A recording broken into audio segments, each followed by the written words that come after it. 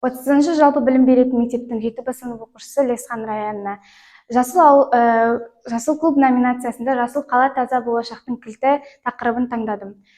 Негізінен менің жобамның өзектілігі қазіргі таңда урбанизация қарқындығы жүріп жатқандықтан қалаларда экологиялық мәселелер ушығып келеді. Ауаның ластануы, жасыл аймақтардың азаюы, қалдықтар жиналуы және табиғи ресурстардың сарқылуы адамзат болашағына қауіп төндіруде. Мұндай жағдайда экологиялық тұрақтылығы қамтамасыз ететін жасыл қалалар тұжырымдамасы аса өзекті болып отыр. Бұл тақырыптың мақсаты қалалардың экологиялық даму мен жасыл кеңістіктердің маңызын зерттеу арқылы жасыл қалалар тұжырымдамасын насихаттау. Жасыл қаланың анықтамасы: табиғат пен технология. Жасыл қала табиғат пен технологияны тепе-теңдік сақтай отырып дамитын заманауи мегаполис моделі. Экологиялық инфрақұрылым, жаңа өмір салты. Жасыл қала тек физикалық кеңістік емес, адамдардың санасын қалыптасатын экологиялық мәдениет. Қалалық экожүйелердің маңызы жалпы осы түрлер болып келеді: ауа тазалығы, денсаулық, су ресурстары және биоәртүрлілік. Біз қала тұрғындарынан, оқушылардан сауалнама алған болатынбыз. Бұл экологиялық жағдайы қаланың және жасыл кеңістіктер аз ба, көп па деген сұрақтар болды. Адамдардың 70% ауа сапасының төмендегенін айтады, ал 100%-ның 65% жасыл аймақтар дамыту қажет деп санайды. Жасыл жобалар мен бастамалар. Қалалық көгалдандыру. Жыл сайын мыңдаған ағаш отырғызылып, жаңа жасыл аймақтар пайда болуда. Жасыл шатырлар. Қаланың шатыры мен қабырғаларда өсімдіктер отырғызып, қаланың жылыну қарсы күрес жүргізілуде. Яғни ол ағаштар бізге зиянды газдарды алып, бізге оттегін шығарып береді.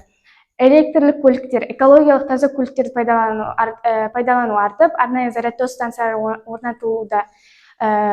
Ол бізде көп зиян заттар шығармай, зарядтау арқылы қолдануға болады. Қалдықтарды қайта өңдеу. Арнайы контейнерлер қолданып, тұрғындарға қоқысты дұрыс сұрыптау бойынша ақпарат берілуде. Экологиялық білім беру. Мектептерде мектеп эко-клубтары, оқушылар арасында экологиялық клубтар құрылып, табиғатты қорғау шараларын өткізілуде.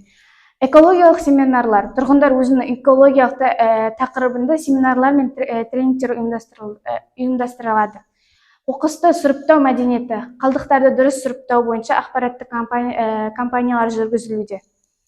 Менің ұсынымдарым мектептерде эко-клубтар ашу, жастардың экологиялық сауаттылығын арттыру. Бұл мектеп оқушыларына қызықтылық танытуға көмектеседі.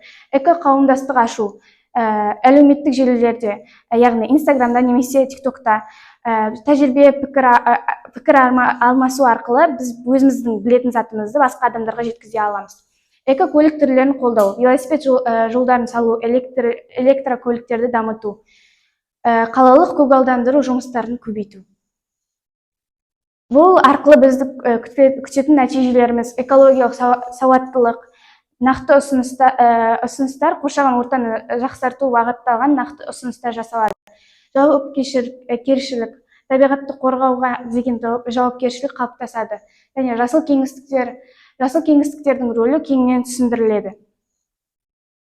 Менің жобамның қорытындысы: қалалардың жасыл болашағы мен экологиялық жағдайы жақсарту үшін ең алдымен экологиялық инфрақұрылымдар дамыту қажет. Бұл ағаштар мен жасыл алаңдарды көбейту, қалдықтар сұрыптау мен қайта өңдеу, көліктердің экологиялық таза түрлеріне ауысу, сондай халықтың экологиялық сауаттылығын арттыруды қамтиды.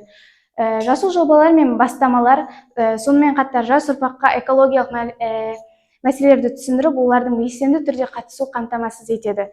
Біз осылай, менің ұсыныстарым арқылы мектеп оқушыларына, қала тұрғындарына осылай үйрету арқылы біз қаламызды дамытып және жасыл кеңістіктерді көбейте аламыз.